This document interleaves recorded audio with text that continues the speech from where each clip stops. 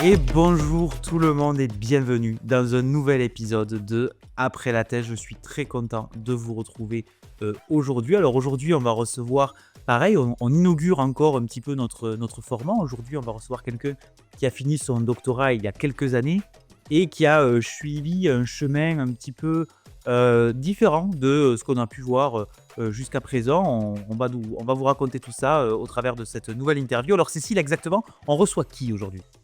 Alors aujourd'hui, on reçoit Aude, qui est docteur en biologie marine et qui a fait effectivement un choix qu'on ne croise pas tous les jours après une thèse. Elle s'est réorientée vers le pilate. Et donc pendant sa thèse, elle travaillait sur un sujet qui est très appliqué, donc la mortalité des jeunes huîtres, donc un enjeu économique majeur pour l'ostréiculture. Et puis après avoir soutenu, elle a tenté l'aventure dans un laboratoire privé au Maroc. Mais petit à petit, elle s'est rendue compte que ce milieu-là, il lui convenait pas. Donc elle a pris le temps de réfléchir à ce qu'elle voulait vraiment, jusqu'à décider de complètement changer de domaine. Et aujourd'hui, elle est entrepreneure et elle enseigne le pilate avec une approche qui garde une vraie rigueur scientifique. Et donc dans cet épisode, on discute de changement de voie, de la place des compétences acquises en thèse dans un autre métier, et aussi de l'importance d'oser explorer de nouvelles possibilités.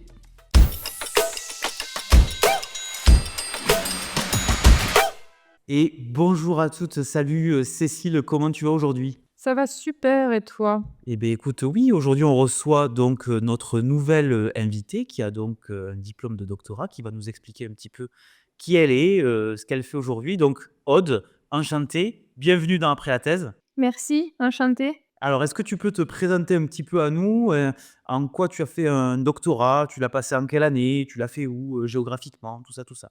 Ouais, bien sûr, avec plaisir.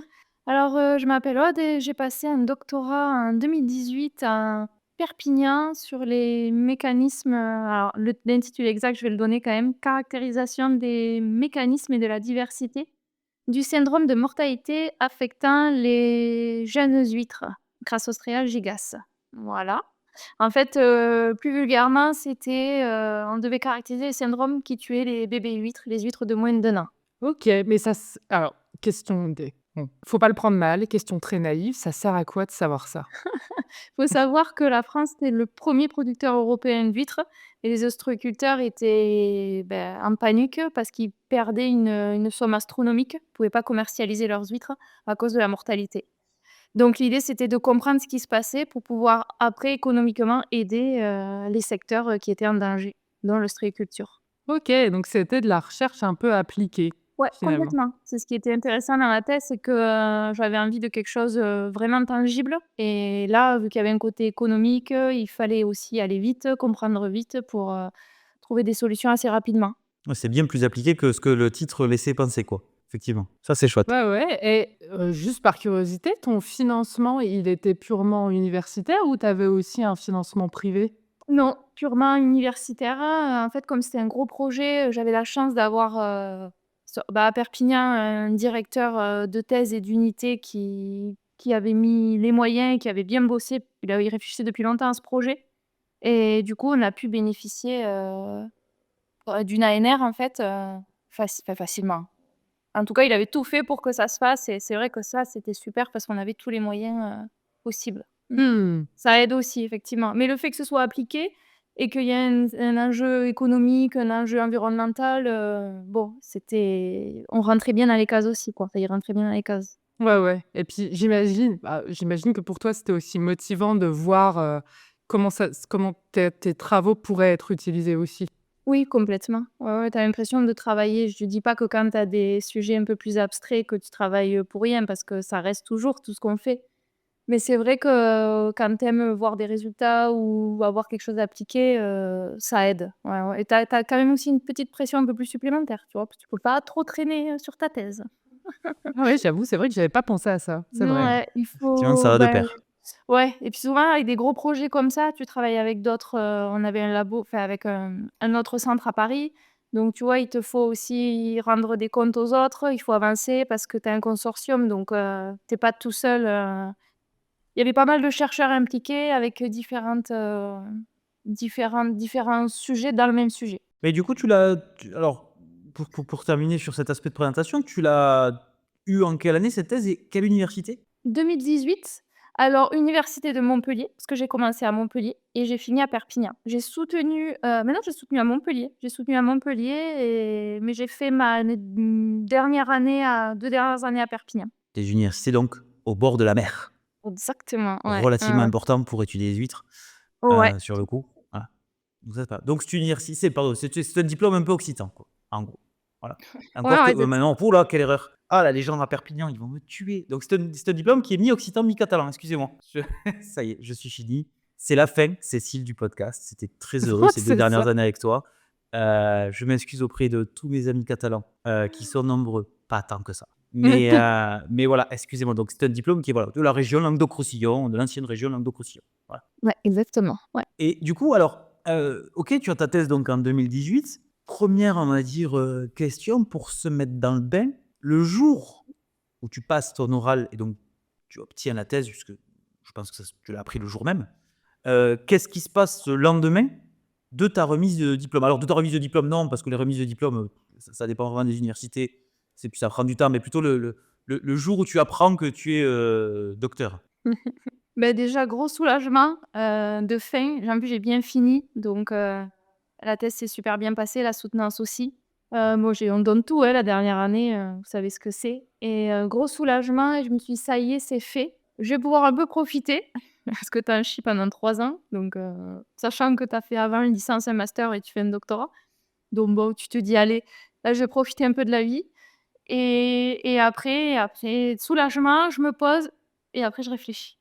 C'était ça. Mmh. Tu réfléchi tout de suite après, tu je veux dire, ça t'a pas stressé tout de suite, quoi? C'était un Non, petit sas de non. décompression, quoi. Ouais, exactement. C'est vrai qu'il y en a, ils Mmh. savent tout de suite postdoc, on va enchaîner les concours, tout ça. Moi, je voulais pas ça. Je voulais déjà intégrer tout ce que j'avais vécu pendant 3 ans, profiter de ça parce que, enfin, je trouve que c'est quand même assez énorme. Des fois, on se rend pas compte. On se dit: «On est en thèse, c'est super, tu te régales, tu fais ce que tu veux, tu non, non, ça se passe pas du tout comme ça, surtout sur les gros projets. Donc grosse pression, il faut toujours montrer que tu es capable d'eux, toujours donner. Alors, moi, j'avais la chance aussi d'avoir un directeur, d'unité et de thèse qui m'a bien poussée et c'était top parce que je suis allée au-delà de mes limites, mais c'était aussi super épuisant.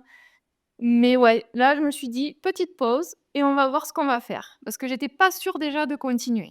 Enfin, du monde dans le public. OK, Ouais. et ça, tu l'as eu dès le début, de ta thèse ou c'est venu, Non. à la fin? Non, c'est venu, on va dire peut-être un peu au milieu, quand j'ai dû partir de Montpellier. J'avais déjà m'arrivant, tu sais, tu un peu, tu débarques de master, tu découvres tout, tu sais pas trop, tu as un directeur de thèse, des encadrants, tu vois? Tu sais pas encore ce que tu peux faire, ce que tu peux pas faire. Enfin, moi, j'étais beaucoup observatrice au début, tu vois? J'avais du mal à prendre des initiatives parce qu'on m'a pas forcément laissé aussi la place de prendre les initiatives parce que c'était un gros projet. Donc tu vois, on te couve pas mal et en fait, ça m'allait pas. C'est pour ça qu'en partant à Perpignan, ça allait mieux, j'avais un peu plus de liberté. Donc ouais, c'était quoi ta première question? Je suis partie un peu loin. Si j'avais déjà réfléchi, tu veux Oui, dire? si tu ouais, non, mais tu as répondu. C'était, oui, est-ce que tu avais, est-ce que tu avais, eu cette idée-là de peut-être pas continuer dans l'académique juste Ouais. après ta thèse ou pendant ta thèse? Ouais. Ouais, je l'ai eu pendant. Pendant, pas au début comme je te dis, puisque j'étais observatrice, plutôt Mmh. vers la f ouais, milieu fin où, tu vois, je me suis retrouvée une fois en réunion. J'ai regardé tout le monde en réunion et je me suis dit: «Mais en fait, tu sais, la réunion pour, préparer la réunion pour faire Ouais. la réunion pour débriefer de la réunion pour préparer la nouvelle réunion». En fait, je voyais tout le monde parler, puis tu sais, ils parlent d'eux beaucoup les gens. Ils Ah oui. écoutent pas forcément et ils veulent juste apporter, parler pour parler. J'étais là: «Mais quand est-ce que ça finit, quoi?» En plus, à l'époque, je faisais pas mal de sport. J'avais juste envie d'aller courir, tu vois, pour Mmh. me vider la tête. J'étais là: «Mais c'est pas possible, on va vraiment tourner autour du pot comme ça pendant longtemps».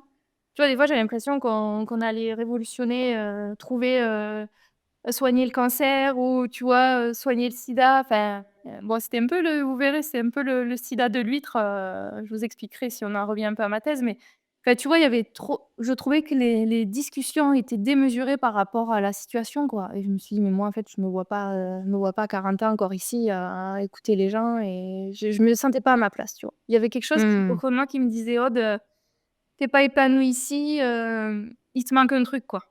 et pourtant j'adore, hein, tout ce qu'on peut apprendre, la réflexion, l'esprit critique, enfin, c'est énorme tout ce que tu peux faire en doctorat et par la suite, c'est génial. Mais il y a un truc au fond de moi qui me dérangeait, j'étais pas complètement épanouie. Mais tu l'as vécu comment ça, finalement, de te rendre compte de ça? Parce que je pose cette question-là parce que, j'ai un ami, je suis sûre que je l'ai déjà dit dans un podcast en plus ça, mais j'ai un ami qui m'avait dit: «C'est bien plus courageux de pas continuer après la thèse plutôt que de continuer en postdoc». Ouais, ouais, parce qu'en fait, tu mets un stop avant de démarrer. Tu te laisses même pas la en fait, pour moi, partir en postdoc, c'était me mentir à moi-même.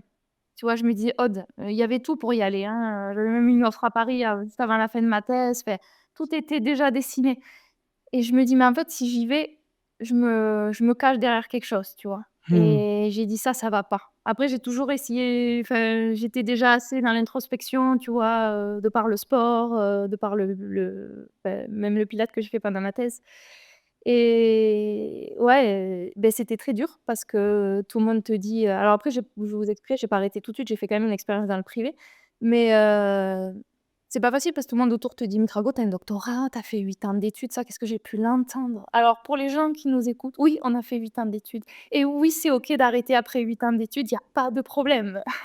Tu sais, les gens, ils projettent leur peur sur toi. Ils se mettent pas Ouais. à ta place et ça, c'est le problème de notre société où c'est: «Mais tu te rends compte, tout ça pour ça?» Mais en fait, j'ai envie de leur dire: «Mais si c'était à refaire, je ferais exactement pareil». Donc pas facile. Non, ça a pas été une année facile, mais il faut s'accrocher. Je pense qu'on va créer une nouvelle séquence, Cécile, un nouveau format de podcast où Aude sera animatrice aussi, pour Oui, c'est vrai, l'accompagnement hein. pour l'accompagnement, moral, pour l'accompagnement psychologique. Écoute, on a d'autres contacts à la fin du podcast, on en reparle un petit peu après en off parce que là, il faut qu'on détermine le contrat, tout ça. Il y a pas d'argent. Je Mmh. te le dis tout de suite, il y a pas de sous. C'est ça. Heu, on fait ça gracieusement, il y a pas de OK, alors c'est hyper intéressant, mais du coup, je me permets de continuer sur cet aspect-là. Parce que donc tu nous dis qu'il y avait tout, pour potentiellement faire un podcast, mais que du coup, tu allais te mentir à toi-même si tu partais sur ça. Mais tu as quand même laissé sous-entendre qu'il y a eu au moins une première expérience dans le privé. Alors est-ce que c'est lié à ça? Ma question, c'est en gros, j'ai envie de poser la question, entre le jour +1 où tu apprends donc que tu as le doctorat et potentiellement le premier jour d'une nouvelle expérience. Donc, visiblement, dans une entreprise. Déjà, donc, dans ce jour-là, en fait, dans cet ensemble de jours-là, auquel tu réfléchis, tu vois un petit peu les différentes possibilités. Si je comprends bien, qu'est-ce qui te fait aller sur cette première expérience et surtout, quelle est-elle, cette première expérience? Ouais. Qu'est-ce qui me fait aller là-bas? C'est déjà que je voulais pas continuer en postdoc, pour des raisons personnelles, j'avais pas envie de partir. J'avais rien trouvé dans le coin et voilà, je voulais encore quelque chose d'un peu plus appliqué, j'avais pas envie d'écrire forcément des publications, tu vois? Passer du temps, voilà et donc je crois que c'était un an après, hein, ma thèse, j'ai postulé, dans une entreprise qui travaille sur le secteur de l'aquaculture aussi, mais au Maroc, sur de la palourde, donc c'était toujours des bivalves après l'huître et là, il fallait carrément monter, c'était chouette, un laboratoire de biologie, virologie et microbiologie pour analyser, si tu veux, si vous voulez, les pathogènes ou les contaminations avant l'exportation. Voilà, c'était le tout début, hein, ils avaient une espèce endémique au Maroc qu'ils voulaient développer et du coup, ils avaient fait appel à des gens du Maroc, des Marocains, mais aussi des personnes expatriées. Donc moi, je partais, il y avait quand même une antenne en France. Du coup, je partais un mois au Maroc, à Dakhla, en dessous d'Agadir et je revenais une semaine en France ici. Donc ça m'allait bien parce que je pouvais rentrer une semaine par mois, voilà. Et là, c'était top parce qu'il y avait tout à faire, donc c'était super intéressant. Voilà et après il y a eu le covid. Ah! Eh oui. Ouais, Et oui. effectivement. Mais tu vois déjà dans le donc j'avais testé public, là privé et il y avait toujours ces histoires de réunions, toujours c'était bien parce que c'était un peu plus dynamique, tu vois? Ça changeait un peu tous les jours, fallait t'adapter, tout ça, et en fait, il y a un truc qui m'a marquée en réunion. Ma chef, elle avait été un petit peu, comment on peut dire? Enfin, en gros, le PDG lui avait pas super bien parlé, tu vois? En mode, voilà, parce qu'il y avait aussi des enjeux économiques, ils avaient mis des billes dedans, donc il fallait que ça marche. Tu sais, dès qu'il y a de l'argent, tout de suite, tu fais pas dans les sentiments. Et là, je sors de la réunion, je dis: «Ça va?» Je dis: «Dis donc, enfin, c'était costaud quand même comment il t'a parlé?» Elle me fait: «Ouais, mais tu sais Aude, pour avancer, il faut savoir avaler des couleuvres». Oh là là Mmh. là, quand elle m'a dit ça, j'ai dit et je me suis tu sais, je suis restée con, j'ai dit: «Putain, mais moi, je suis pas prête à avaler des couleuvres, en fait», parce qu'évidemment, j'avais comme projet, tout se passait bien, j'avais un poste de responsabilité. Je me suis dit: «Bah, ça va bouger, quoi et après plus tard». Mais je dis: «Mais non, en fait, je me vois pas là plus tard». À part être PDG et mal parler, tu vois? Je voulais Ouais. pas être au-dessus là en dessous et je voulais pas mal parler aux gens et je voulais pas rester à mon statut sur mon enfin, là où j'étais quoi, à mon poste. Donc j'ai dit: «Bon, ben super». Privé, ça commence pas très, très bien non plus. Bon après je me suis régalée, hein, mais merci le covid parce que, beh, ça m'a aidée là encore à prendre une autre décision. Tu vois? Tu toujours des là je voulais un mom c'est j'avais envie de je savais que j'allais pas rester mais bon, ben, là encore, j'avais un CDI, j'avais signé un CDI. Tout le monde te dit: «Attends, faut que ça vienne d'eux, tu sais, pas de toi». Je dis: «Ouais, mais là, ça commence à être très, très compliqué et je commence à faire des tâches qui me correspondent plus». Comme s'il y avait tout à faire, tu faisais un peu tout, quoi. Il fallait être multitâche, pas forcément ce pourquoi tu étais qualifié. Donc bah, le covid est arrivé et après, comme j'étais bloquée ici, on a mis fin, par une rupture à mon contrat, quoi et là, bah, oui, j'étais contente. Triste de quitter les collègues et ce beau projet. Mais vu le contexte et la situation, ouais, j'étais soulagée, ouais. Mmh. Ça peut se comprendre, hein. Mmh. Oui, donc ça a duré plus d'1 an cette expérience du coup, à peu près? Oui, c'est vrai, le temps de le trouver aussi, oui, c'est pas arrivé, au lendemain du J'aurais doctorat, je suis commencé bête.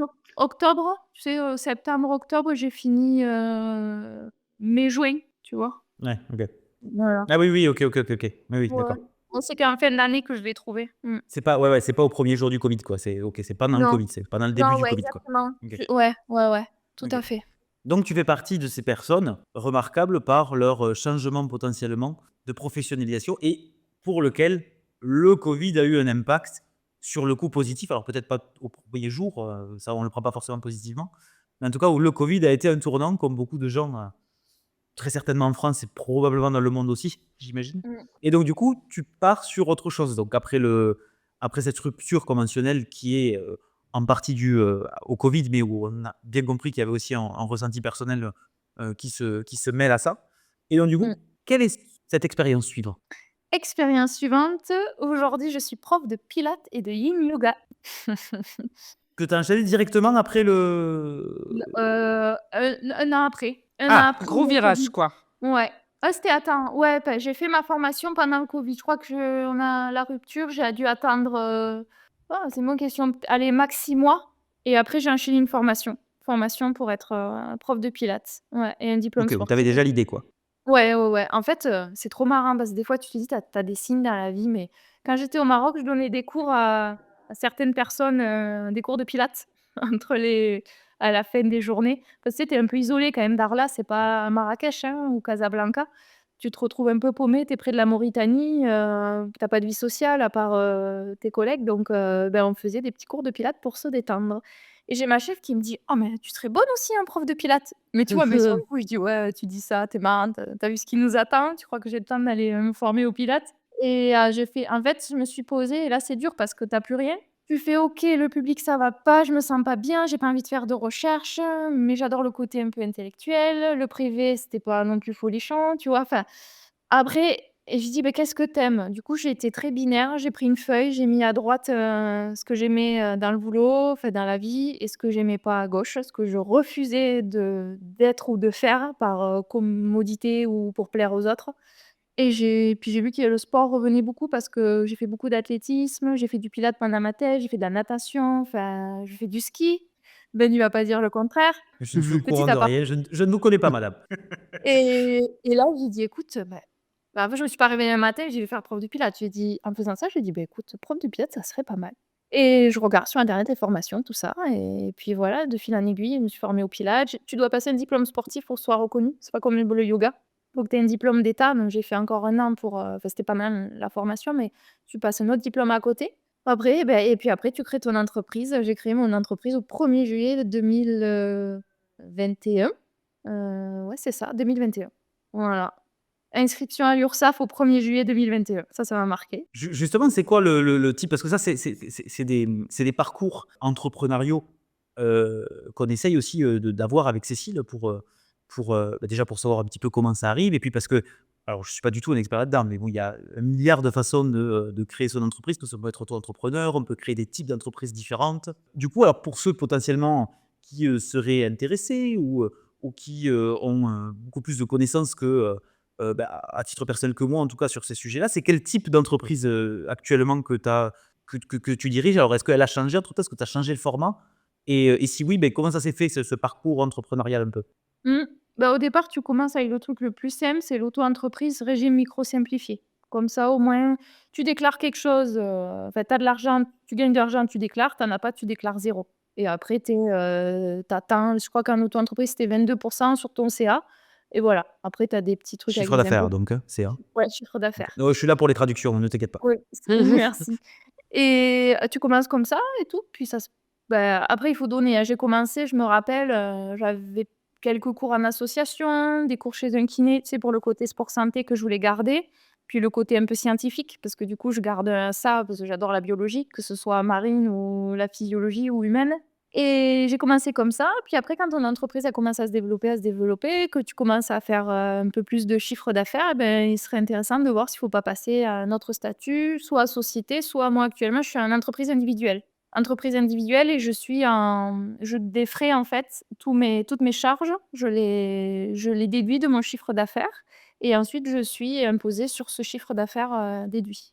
Voilà, sur mon bénéfice en fait. Est-ce que ça te permet de te verser un salaire toi-même ou tu vis avec ce fonctionnement de défraiement? Non, ça me permet de après tu peux te Verser un tu salaire. as plusieurs ouais, tu peux te verser un salaire. Ouais, ouais, ouais. OK. Ouais. Donc tu es salarié de ta propre entreprise en gros, si j'ai bien compris? Ouais, c'est ça, exactement.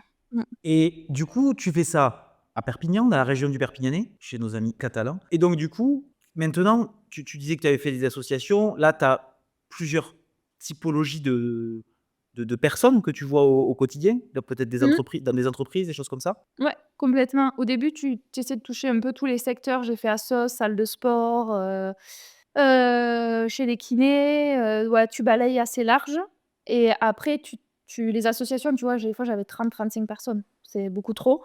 Enfin, c'est beaucoup ça dépend si tu veux faire de la qualité ou de la quantité. Moi, j'avais envie de je pouvais pas m'occuper de tout le monde. Tu sais, tu as toujours des gens: «J'ai mal au dos, j'ai mal au genou, j'ai mal au cervical». Enfin, tu peux pas à 30 personnes t'occuper de tout le monde. Le pilates, c'est reste du renforcement, doux, profond, lié à la respiration. Il faut prendre son temps, et il faut des bons placements. Sinon, les gens, ils se placent mal, ils se font mal, donc c'est pas le but.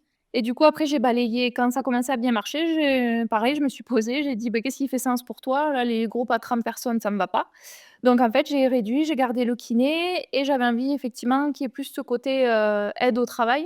Donc j'interviens dans des entreprises, dans différents secteurs, surtout plus pour les employés, les personnes qui sont longtemps assises, qui sont plutôt sédentaires, qui passent de 8 heures à 19 heures, sur une chaise comme on peut tous le faire ou comme j'ai pu le faire en thèse, donc je sais, sur quoi il faut travailler. D'ailleurs, moi, pendant ma thèse, j'ai fait du pilates et c'est ce qui m'a sauvé le dos. J'ai jamais eu mal au dos pendant ma thèse. Alors rappelez-moi, Cécile, de prendre rendez-vous avec Aude quand je passe à Perpignan, parce que c'est pas très loin. Mais ouais, ouais, mais je me demande, alors en entreprise, ça veut dire qu'ils travaillent, la journée et hop, ils ont leur cours de pilates au milieu de la journée? Alors, souvent, tu leur demandes quand tu les rencontres, les directeurs d'entreprise ou quoi, ils te demandent de pas grignoter sur l'après-midi ou la matinée, donc je fais des cours entre midi et 2. Tu vois, j'ai un cours le jeudi dans une entreprise, 12h-13h. Et c'est les employés qui s'inscrivent, Ouais, parce qu'ils ont envie de faire ce truc? OK. Ah donc exactement. tes contrats, tu les fais avec les entreprises, en fait? C'est l'entreprise qui met à disposition Aude, en tant que prof de pilates, pendant un certain créneau? Ouais, ouais, complètement. C'est pas eux qui viennent au studio ou c'est moi qui me déplace chez eux et j'apporte tout le matos. Ils ont une salle en général, et puis on fait le cours pendant 1 heure et après ils retournent travailler, C'est vachement manger. bien Mais, ça. ouais, mais attends. C'est des grosses entreprises ou c'est Ah, tu tout peux type avoir tout. Là, d'entreprise? ouais, celle que j'ai, oui, c'est des entreprises, après, tu sais, tu en as avec le CE, ils peuvent organiser ça, le comité d'entreprise, ça dépend des boîtes. Je ne saurais pas te dire, combien il y a de personnes qui travaillent, mais oui, c'est des entreprises qui ont un certain budget, ouais. Ouais, ouais, Ça complètement. s'inscrit clairement dans la santé au travail, quoi. C'est vraiment, Ouais, ouais, ouais, ouais. C'est cool parce que tu apportes vraiment quelque chose, entre midi et 2, c'est vraiment leur moment de bien-être, tu vois? Tu le sens, je fais un peu de relaxation, un peu de travail respiratoire, tu les fais se dépenser et après la journée, tu vois, il y en a beaucoup qui me disent: «Mais merci parce que la réunion, elle s'est super bien passée, j'étais plus détendue». On sait, hein, le stress au travail, gérer les émotions au travail, c'est compliqué et du coup, tu vois, essayer de leur apporter ce bien-être qu'ils ont pas forcément au boulot, quoi. Du moins Mmh. pas tous. Du coup, tu as fait vraiment un virage, 360 degrés. Ouais. Tu l'as vécu comme une 180. libération Parce que du que coup, un virage 360 degrés, tu continues tout droit. effectivement, Non, parce que mais on est entre c'est parce que nous. je voulais appuyer le fait que c'était vraiment J'ai bien énorme et compris. du coup, j'ai ouais, Du coup, elle a tourné j'aurais en dû rond, faire elle est revenue, 360 quoi. plus 180. C'est ça. Mais ouais, du gros virage, voilà et ouais, comment tu l'as vécu? Est-ce que ça t'a complètement parce que moi, je me dis: «Ça me déphaserait complètement», j'ai l'impression, enfin que c'est énorme, quoi, comme virage. Ouais, franchement, c'est vrai que quand tu regardes un peu le chemin parcouru, tu te dis c'est tu vois? En fait, c'est pas forcément toi le plus dur, c'est les autres autour, tu vois? Encore Mmh. moi, j'ai toujours eu le soutien de ma famille, parce qu'il y en a, ils l'ont pas, donc c'est dur. Mais les gens qui te disent: «Mais pourquoi tu as fait ça? Mais je comprends pas». Mais en fait, on te demande pas ton avis. On te demande pas. On te demande juste de comprendre ma situation et de m'encourager plutôt que de me dire: «Mais que je fais une erreur, que j'y crois pas trop». Tu vois, a posteriori, tout le monde m'a dit: «Mais en fait, on pensait pas que tu allais y arriver» ou enfin, ouais, bah, sympa, vous êtes gentils tous, merci, mais tu vois? Moi, ça me viendrait pas à l'idée quand je rencontre quelqu'un, je lui dis: «Mais tant mieux, suis ce que tu ressens au fond de toi, vas-y, là, on n'a qu'une vie, hein». Enfin, tu vois? Ouais. Enfin, je l'aurais regretté si je l'avais pas fait et ça a été très dur parce qu'en plus, après, tu te retrouves, bah, à ton compte et tu veux que ça marche. Tu veux aussi prouver aux autres que tu as pas fait de conneries. Bon, après, c'est pas grave, Mmh. tu m'aurais dit: «Je serais revenue en arrière», on a le droit, hein, c'est OK. Donc je me suis pas mal épuisée pendant 2 ans et demi parce que j'ai tout donné, tu vois? Pour une petite anecdote, des fois, j'ai des profs de pilates, elles me disaient: «Ah, j'ai annulé le cours, ils étaient que 2». Ouais, OK. Ben, moi, j'ai fait pendant 3 mois, 4 mois, un cours le jeudi soir à 20h avec une personne et Ah ouais, maintenant la personne, elle devait être là, mais genre, c'est mon cours Elle est privé, quoi. refaite. c'est ça. Je lui ai dit: «Tu sais, ça te dérange pas?» parce que moi, j'étais là, en plus, elle payait, le prix collectif, donc Mmh. pas, cours particulier. Elle me dit: «Non, non, il y a pas de souci», et maintenant on est 13 le jeudi soir, tu vois? Donc et j'y allais tous les jeudis avec une personne et voilà, après c'est de la persévérance et il y en a beaucoup, ils disent: «Ah, mais il y en a que 2 je commence qu'à 5». Mais si tu fais ça, tu vas décoller dans 10 ans, quoi et moi, je voulais pas Oui, c'est décoller ça, dans puis 10 tu ans. commences jamais, en fait, faut Ouais, c'est commencer, ça. quoi, à un moment Puis il faut donné. tout donner, quoi. C'est comme pendant la thèse, tu vois, c'est un marathon aussi de 3 ans parce que c'est 2 ans et demi, 3 ans, le temps d'avoir ta clientèle si tu travailles bien.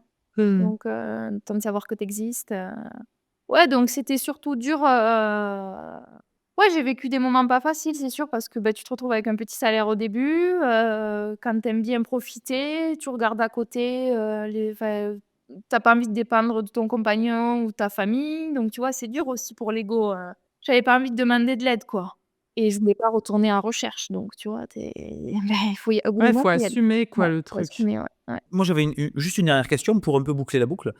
Par rapport à ce que tu dis, il peut y avoir des gens qui vont te dire: «Ah oui, pourquoi tu as fait ça? Machin, tout et cetera». Alors, on n'apprendra à personne il n'est pas nécessaire de faire un doctorat pour être prof de pilates, ça, c'est une évidence. Mais justement, pour répondre à ces gens-là, parce que, bien entendu, le nous, on reçoit 2 types de personnes ou même, on côtoie 2 types de personnes. Il y a des personnes qui vont prendre le doctorat comme étant la fin des études. Il y a Ouais. des personnes qui vont le vivre comme étant une première expérience, de travail. Et donc du coup, là, finalement, d'un point de vue études, bien sûr qu'il y a pas besoin d'avoir un bac+8 pour être prof de pilates. Néanmoins, ce bac+8, donc ce doctorat, peut amener des éléments, d'organisation peut-être, de réflexion, de gestion de tel ou tel élément. Alors je ne sais pas ce qu'est être professeur de sport, mais je veux dire, voilà, j'imagine, ou en tout cas, ma question, elle est là. Est-ce que, des expériences que tu as eues en doctorat, alors indépendamment à proprement parler des huîtres, bien entendu, mais, est-ce qu'il y a des expériences, voilà, de travail que tu as fait donc dans ta première expérience professionnelle, on va dire, brute de pomme, hein? Bien sûr que tu as pu travailler avant le master, mais je veux dire, voilà, en termes de la continuité des études, est-ce que ça t'amène des éléments, peut-être pas au quotidien, mais dans l'organisation générale? Ouais, c'est une bonne question. Tu vois, déjà, rien que le de se lancer, la ténacité qu'il faut et même le courage, tu vois, de se lancer, c'est comme un peu les 3 années de thèse où faut rien lâcher. Finalement, cette expérience, je l'avais déjà, mener à bien un doctorat, passer une soutenance, enfin, c'est énorme et ça, du coup, je l'avais à moi pour développer mon entreprise, tu vois? Donc c'était je dis pas que c'était plus facile, mais je savais ce qu'il fallait donner pour réussir, comme pour la thèse. Et après, si tu veux, le côté, même rigueur, tu vois, tu as des profs de pilates, c'est comme tout, tu as un peu de tout tu as tout sur le marché comme dans tous les métiers, mais ce côté un peu carré, ce côté analytique, cet esprit critique, tu vois, ça m'aide même pour rédiger mes cours, ça m'aide pour l'anatomie, enfin, si tu veux, tout ce que j'ai pu à apprendre, même le relationnel, tu vois? Parce qu'un doctorat, des fois, tu des situations, bon, il faut gérer aussi les émotions, tout ça et là, avec les clients, du coup, tu es dans le bien-être, c'est encore un peu plus facile parce que tu pas ce côté, un peu stressant du milieu scientifique, tu vois?